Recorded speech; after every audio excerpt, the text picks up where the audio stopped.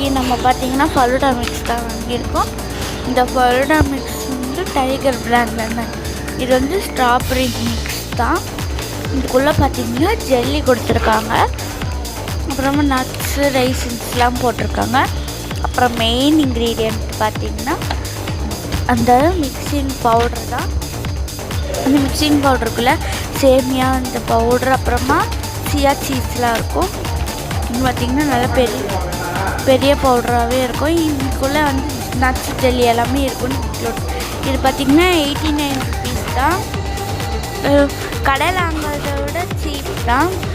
வர்த்தா இருந்துச்சான்னு இல்லையான்ட்டு சொல்கிறேன். அதான் அப்புறம் நம்ம ஒரு ஸ்டவ்வில் பாலை காய்ச்சிக்கிட்டோம். சூடான பாலில் 200 ml பால் அப்புறம் நடுவில் கேப்பில் பார்த்திங்கன்னா பன் சாப்பிட்டுட்டு பால் பார்த்திங்கன்னா பொங்கல்னு பொங்கிடுச்சு. வீடியோ பார்க்குறவங்க மறக்காமல் லைக் பண்ணி ஷேர் பண்ணி சப்ஸ்கிரைப் பண்ணிடுங்க. அப்புறமா அந்த பவுடரெல்லாம் போட்டுட்டு மிக்ஸ்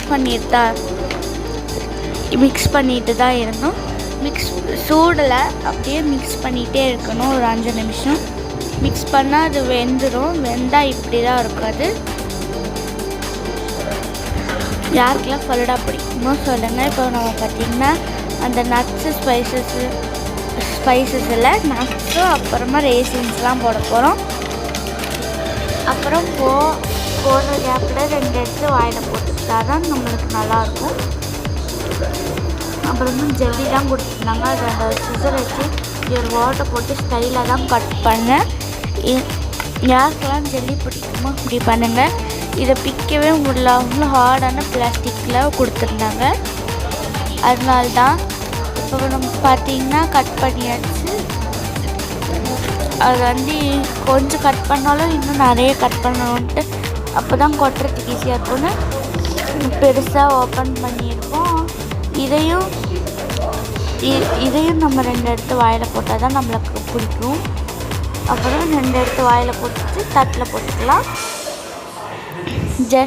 ஜெல்லி நம்ம வந்து ஃபலூடாவில் டாப்பிங்ஸாக போட்டோம்னா நல்லாயிருக்கும்.